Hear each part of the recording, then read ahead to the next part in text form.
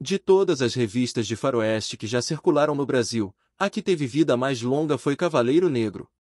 A revista, que durou quase 20 anos, chegou à invejável marca dos 245 números, só sendo superada, portanto, por Fantasma, Mandrake e Recruta Zero.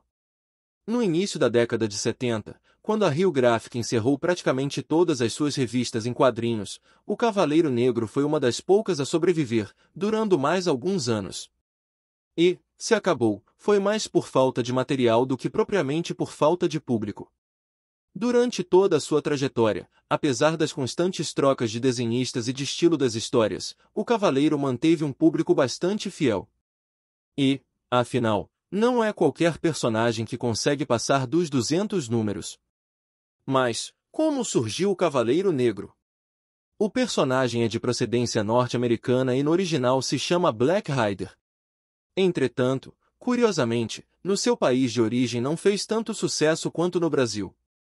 Não chega a ser citado pelas enciclopédias e livros sobre quadrinhos e, tirando alguns fãs mais fiéis, quase ninguém mais se lembra dele por lá. Em nosso país ocorre o contrário. Todos os curtidores de quadrinhos que se formaram na década de 50 respondem sem pestanejar qualquer pergunta sobre o Cavaleiro Negro. Além do Zorro, Lone Ranger, provavelmente é o mais popular herói do faroeste que já cavalgou pelas bancas brasileiras. Como foi criado o Cavaleiro Negro? A resposta é simples, devido a uma brecha no mercado dos comics norte-americanos. Até a Segunda Guerra Mundial, a maioria das revistas de aventuras era povoada por uma incontável legião de super-heróis com poderes, uniformes e cores dos mais variados. Os super-heróis eram necessários para o contexto em que os norte-americanos viviam e dizem que a guerra não teria sido ganha sem a ajuda deles. As duas mais importantes editoras norte-americanas da atualidade, a DC e a Marvel, se consolidaram graças aos super-heróis. A Marvel, que na época se chamava Timely, produzia entre outros o Capitão América, Príncipe Namor e o Tocha Humana. Mas o que tem isso a ver com o Cavaleiro Negro? Calma, chegaremos lá.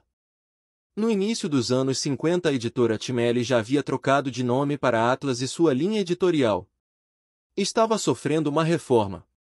Os super-heróis, coitados, haviam caído em desuso. Ninguém precisava mais deles agora que a paz havia voltado a reinar. Stan Lee, que já era colaborador desde os tempos da Timely, só descobriria nova fórmula para ressuscitar seus heróis uns 15 anos depois.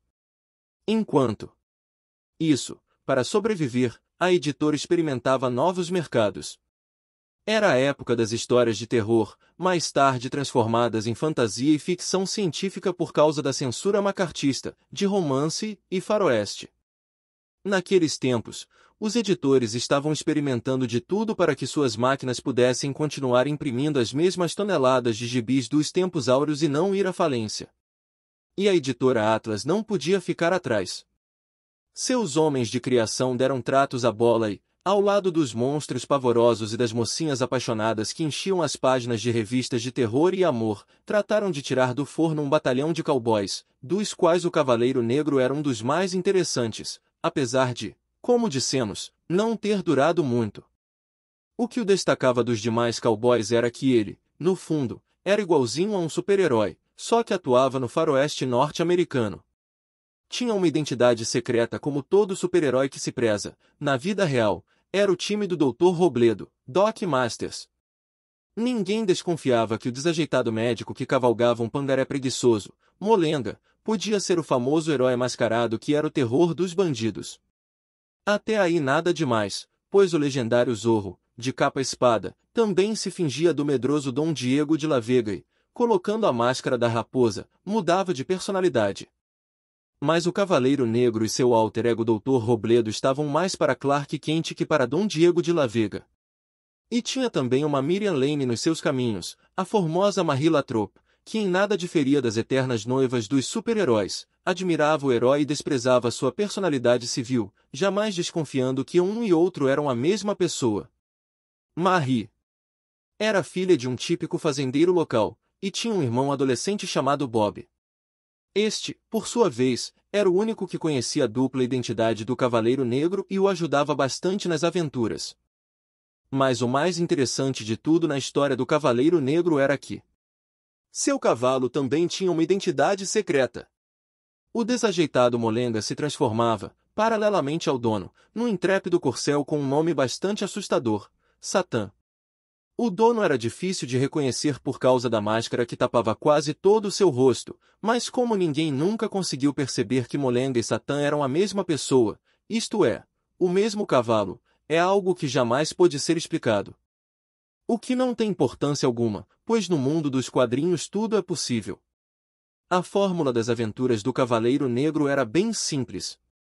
As histórias tinham, em média, de 6 a 10 páginas, e os enredos eram bastante lineares. Ao menor sinal de confusão na cidade, o Dr. Robledo arranjava uma desculpa qualquer, e para isso se valia da sua aparente covardia, desaparecia, e metamorfoseava a si próprio e a seu cavalo na enigmática dupla.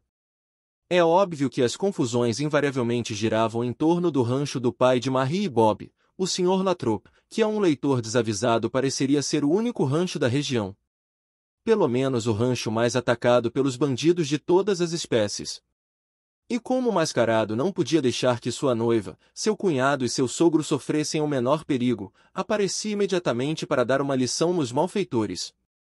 Vez ou outra Bob saía ferido e o médico tinha que voltar para extrair alguma bala e salvá-lo.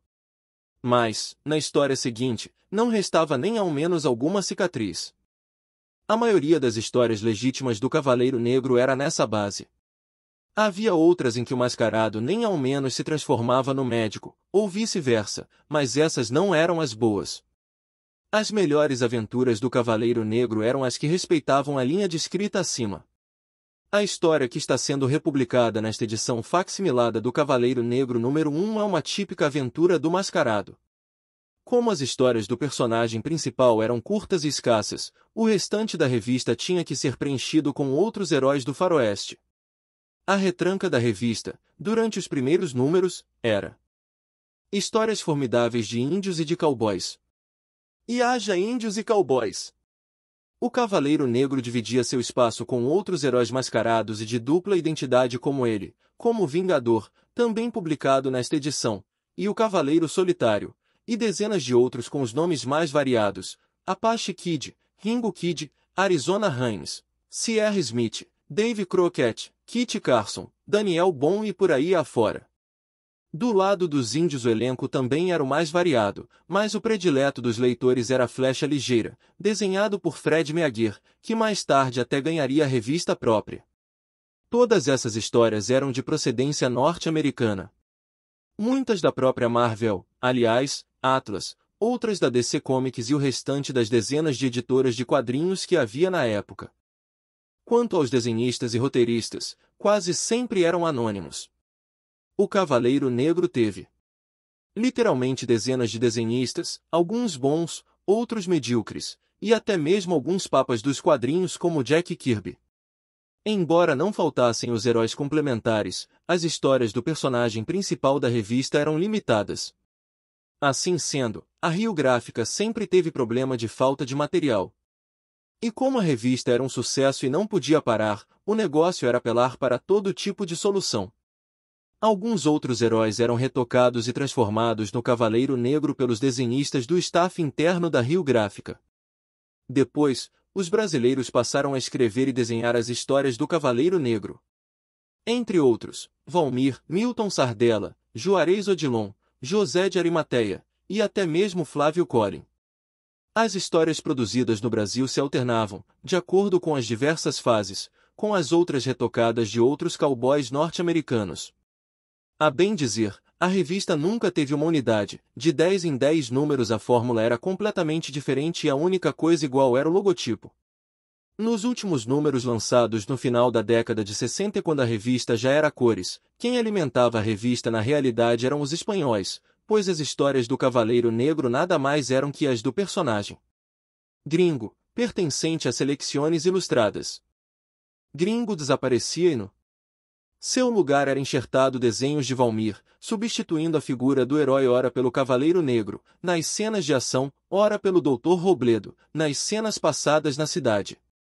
Algumas legendas explicando que o médico havia se transformado no cavaleiro eram acrescentadas, e quanto ao cavalo, nem sofria retoques. Essa prática é terrivelmente condenada pelos apreciadores de quadrinhos mais esclarecidos, mas o grande público jamais percebeu. Tanto que continuou comprando a revista fielmente durante os seus 20 anos de existência. Como dissemos, ela só deixou de circular por falta de material. No final, não havia mais gringo para retocar e a publicação foi suspensa mais por comodidade do que por qualquer outra coisa. Se não fosse isso, provavelmente o Cavaleiro Negro estaria cavalgando até hoje. Para os colecionadores. Devido às diversas fases e variações de estilos que a revista teve, não há muitas coleções completas de Cavaleiro Negro entre os nossos colecionadores. Alguns colecionaram apenas os números que tinham histórias dos personagens secundários de sua preferência, outros preferiram concentrar suas coleções nos 50 ou primeiros 100 números. Se você está começando agora e quiser fazer essa coleção, vai ter um bocado de trabalho. Mas, com um pouco de esforço, poderá chegar lá. Uma boa pedida é se fixar justamente nesses primeiros 100 números e escolher ao acaso alguns dos seguintes. Os últimos, histórias de gringo retocadas, são também bons para se guardar, e existem em maior profusão no mercado, justamente por serem mais recentes.